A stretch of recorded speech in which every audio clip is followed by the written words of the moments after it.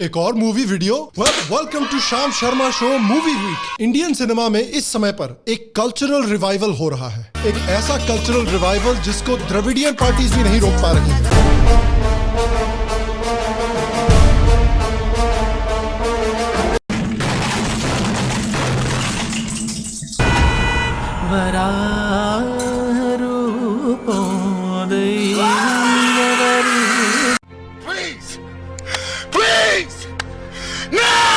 और इस cultural revival के बारे में हमें बात करनी जरूरी है। हेलो और श्याम शर्मा शो के इस एपिसोड में आपका बहुत बहुत स्वागत है। मैं हूं सेकुलरिज्म का सीईओ श्याम शर्मा।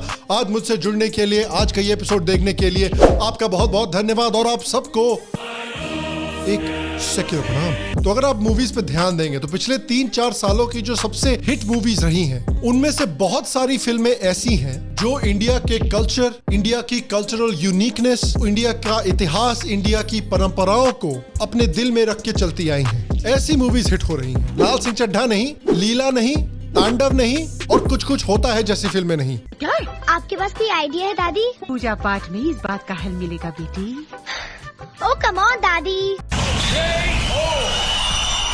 खुदा की रहमत का सुना था, आज देख भी लिया। बच्चे की दुआ कबूल हो गई।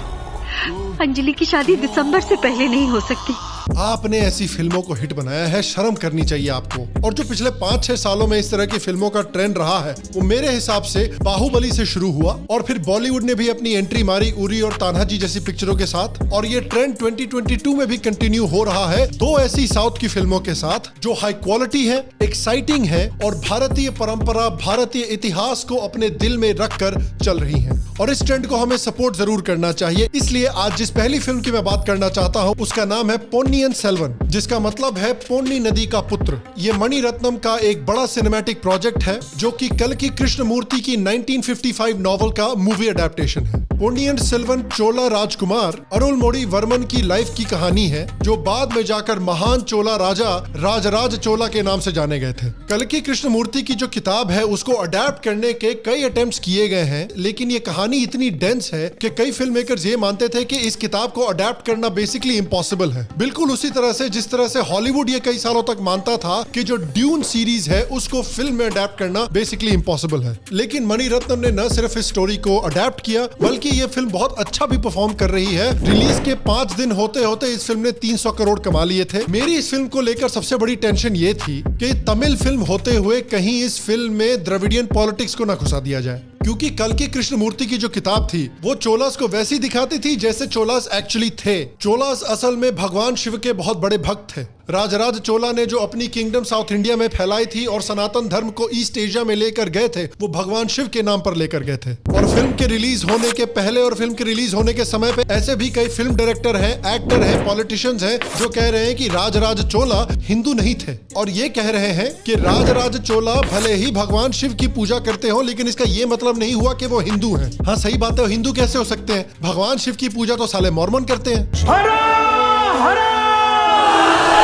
और जिस तरह से चोला साम्राज्य को और राजराज चोला को व्हाइट वॉश किया जा रहा है, उसी तरह से ये द्रविडियन पार्टीज जो हैं वो महान हिंदू ऋषि थिरुवल्लुवर को भी व्हाइट वॉश करने की कोशिश कर रहे हैं और दिखाने की कोशिश कर रहे हैं कि वो हिंदू नहीं है। और ये सब इसके बावजूद के हिस्टोरिकल रिकॉर्ड्स हैं हमारे पास जो दिखाते हैं कि राजराज चोला की जो बहन है वो अपने आप को विष्णु भगवान की बहुत बड़ी भक्त मानती थी। राजराज चोला के समय के इंस्क्रिप्शंस हैं जो दिखाते हैं कि राजराज चोला अपने आप को कितने बड़े शिव भक्त मानते थे। लेकिन ये डीएमके वालों को राजराज चोला से भी ज्यादा पता है। तू है, तेरे को पता नहीं है लेकिन तू है।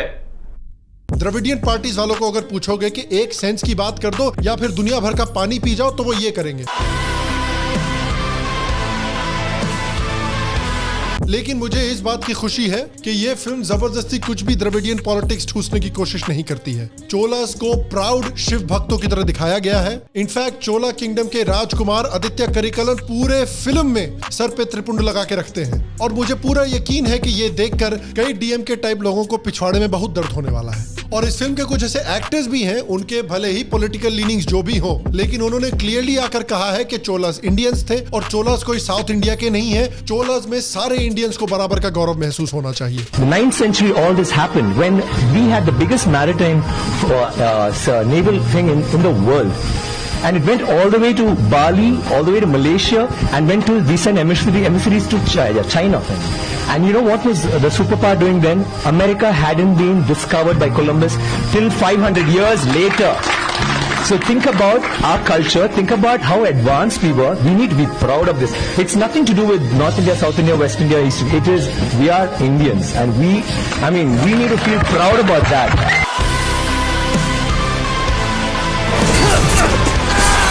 और शायद इसलिए कुछ लोग ऐसे हैं जो इस फिल्म से बहुत नाराज हैं। जिस फिल्म रिव्यू कंपनी ने कश्मीर फाइल्स को अटैक किया था, वही फिल्म रिव्यू कंपनी ने इस फिल्म को भी बुरा रिव्यू दिया है, ये बोल के कि ऐसा लगता है कि ये फिल्म अधूरी है। अरे भाई, फिल्म का नाम PS1 है। मणि रत्नम ने खुद आकर कहा है कि ये 2 भागों की फिल्म है, अभी सिर्फ पहला पार्ट रिलीज हुआ है, तो फिल्म अधूरी ही लगेगी ना भाई। मतलब ये तो वही बात हुई कि आप साला इंटरवल में निकल जाओ थिएटर से और उसके बाद बोलो कि यार डायरेक्टर ने तो फिल्म कंप्लीट ही नहीं की। इस फिल्म को अगर आप समझना चाहते हैं तो इस फिल्म को बेसिकली गेम ऑफ थ्रोन से कंपेयर किया जा सकता है। इस फिल्म में पॉलिटिकल षड्यंत्र है, जासूसी है, बैक स्टैबिंग है। लोग हमेशा ये पता लगा रहे हैं कि कौन मेरा दुश्मन है, कौन मेरा साथी है, किस पे हम भरोसा कर सकते हैं, किस पे नहीं कर सकते हैं। और ये बॉलीवुड को भी एक सबक होना चाहिए कि अगर आप गेम ऑफ थ्रोन्स के कुछ एलिमेंट्स अडॉप्ट करना चाहते हैं तो इस तरह से अडॉप्ट करें, आदि पुरुष की तरह ना अडॉप्ट करें।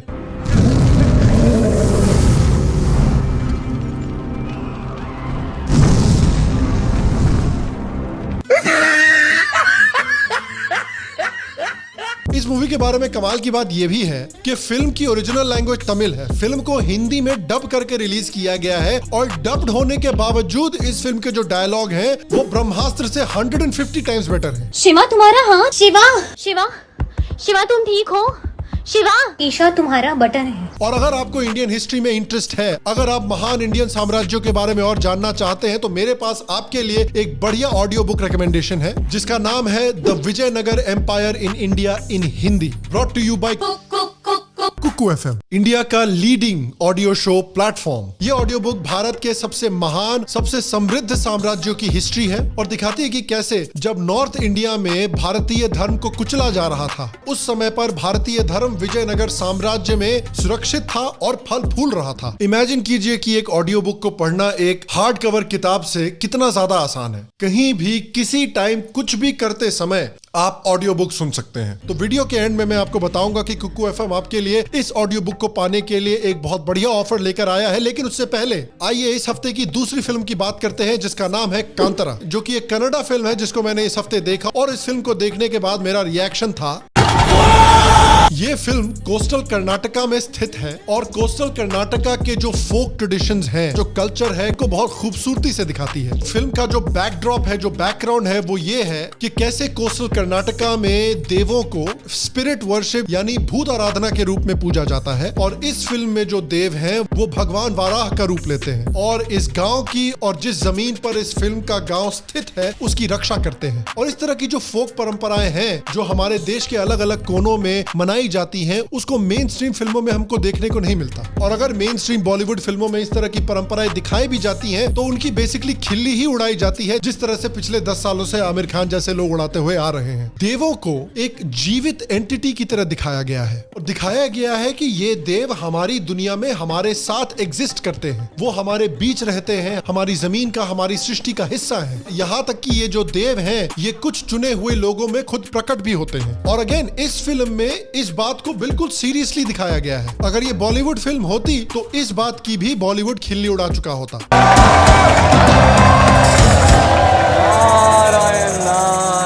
ये राम जी के फॉलोअर दिन बर दिन सोशल मीडिया पे बढ़ते ही जा रहे हैं। कैंपस के सारे विद्यार्थी देशद्रोही हो गए, आजादी आजादी के नारे लगा रहे हैं। आजादी? What the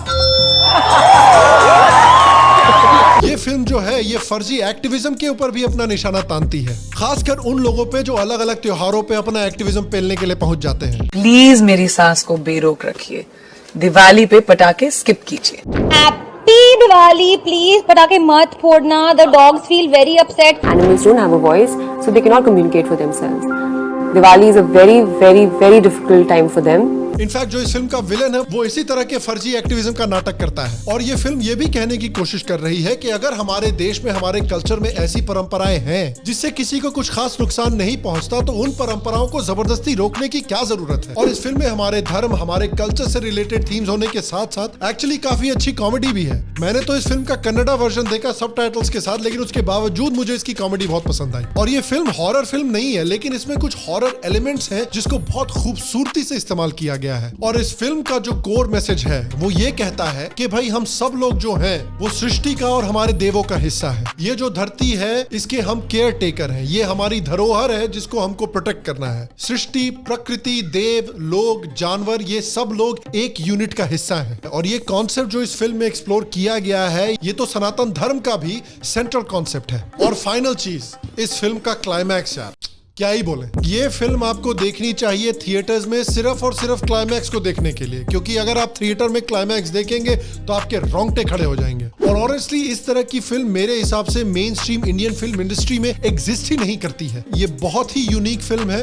और मैं बहुत खुश हूँ कि ये फिल्म को ऑडियंस बहुत पसंद भी कर रही है पूरे देश में। तो ऋषभ शेट्टी जिन्होंने इस फिल्म को डायरेक्ट किया है और इस फिल्म के मेन हीरो भी हैं, उनको मेरी तरफ से कांग्रेचुलेशंस। मैं बहुत उत्सुक हूँ ये देखने के लिए कि वो आगे जाकर और क्या बनाते हैं। और हो सकता है कि अब कन्नड़ा फिल्म इंडस्ट्री पर सीरियस ध्यान देने का टाइम आ गया है। और इसलिए इस वीडियो की शुरुआत में मैंने कहा था कि इस समय पर इंडियन सिनेमा का एक रिवाइवल हो रहा है और इस इंडियन सिनेमा का रिवाइवल फिल्मों में हमारी कल्चरल रिवाइवल के साथ साथ हो रहा है। और ये देखकर ऑब्वियसली मुझे पर्सनली बहुत खुशी होती है। और याद रखिए कि बॉलीवुड में भी जो हाल में फिल्म बहुत सक्सेसफुल हुई है वो ब्रह्मास्त्र ही थी। और भले ही उसके डायलॉग्स एवरेज हो, भले ही उसकी स्क्रिप्ट एवरेज हो, लेकिन क्योंकि इस फिल्म ने अपने आप को भारतीय कल्चर से जोड़ा और उसको रिस्पेक्ट देने की कोशिश की, ऑडियंसेस ने इस फिल्म को पसंद किया। और इसलिए मैं आपसे पूछना चाहता हूं कि क्या आपने कांतारा और पोन्नियिन सेल्वन देखी है? अगर आपने देखी है, आपको कैसी लगी? आपको ज्यादा पसंद कौन सी फिल्म आई? नीचे कमेंट सेक्शन में मुझे जरूर बताएं। श्याम शर्मा शो के फर्स्ट 250 सबसे सेक्युलर व्यूअर्स को अगर नीचे दिए गए कुकू एफएम के लिंक पर क्लिक करते हैं, कुकू एफएम के ऐप पर जाकर साइन अप करते हैं, कोड SSS50 अगेन SSS50 का इस्तेमाल करते हैं, तो आपको आपकी मेंबरशिप पर 50% ऑफ मिलेंगे। यानी आपको आपकी मेंबरशिप 399 पर ईयर के बजाय सिर्फ 199 पर ईयर में मिलेगी। बाकी अगर आपको आज का एपिसोड पसंद आया तो प्लीज आज के एपिसोड को एक लाइक दें, थम्स अप दें। इससे मेरी बहुत मदद होती है, इससे शो की बहुत मदद होती है।